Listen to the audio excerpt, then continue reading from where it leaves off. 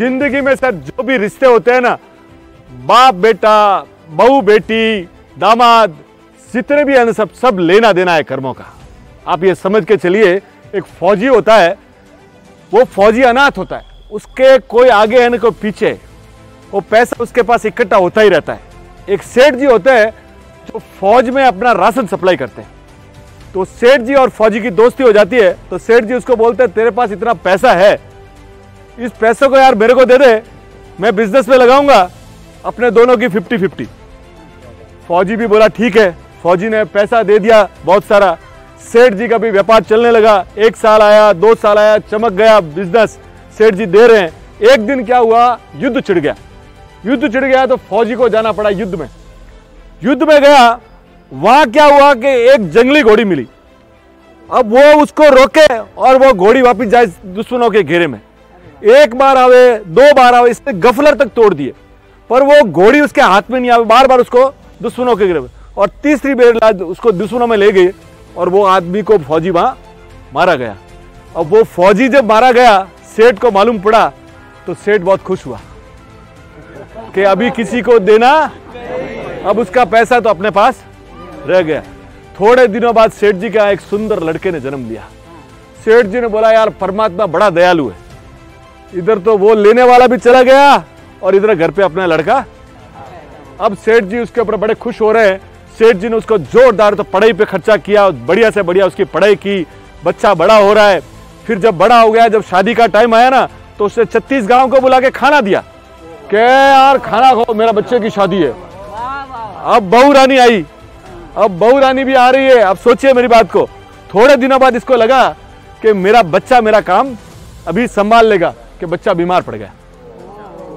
अब वो बच्चा बीमार पड़ गया तो रोज नीम हकीम, कभी उस डॉक्टर के पास जा रहे हैं, कभी उस डॉक्टर पे। 6 महीना हो गया और एक दिन वो डॉक्टर बोल दिया कि सर हम खाली आपसे पैसे लेते हैं, इस बच्चे का कोई इलाज नहीं है, आप चले जाइए इधर से।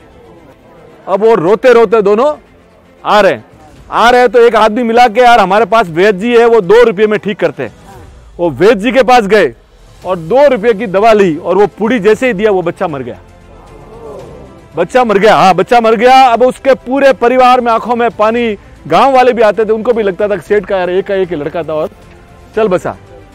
थोड़े दिनों बाद वहां से एक महात्मा गुजरे, संत महात्मा थे, तो आए बैठे, तो ये सेठ जी वहां जाके बोलते हैं कि महात्मा जी मैंने ऐसा कौन सा पाप किया कि मेरे साथ ऐसा हुआ।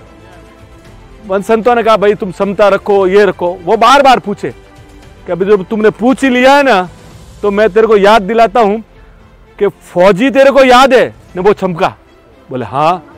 उसकी मौत में तुम कितने खुश हुए थे? बोले हाँ। बोले वही फौजी ने तेरे घर पे बच्चे का रोल लिया है। तूने जो पैसा खाया था ना लोगों का, वो इस बच्चे ने तेरा रूप लिया। और वो जो जितना पैसा तूने खाया था ना, पहले तो उसने पढ़ाई में पूरा किया, फिर उसने दवाई पानी में पूरा किया, और 2 रुपया बचा था वो तुम्हारे उस बुढ़िया से दिलवा दिया, उसका लेन देन वहां पूरा हो गया। और रोने लगा। बोले कैसा है? बोले वो सब तो ठीक है, फिर मेरी जो बहू रानी उसने क्या गलती की?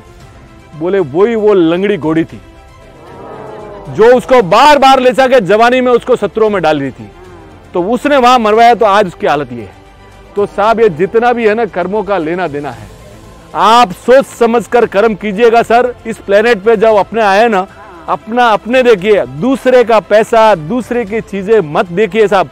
जीवन में कम होगा तो चल जाएगा, पर अगर ये बूमरैंग करके वापस आएगा, आप ये समझ लीजिए किसी का खाया हुआ पैसा 10 रुपये का 10,000 रुपया जाने वाला है। तो सोच समझ के काम कीजिएगा, कर्मों का लेन देन है सब। Thank you.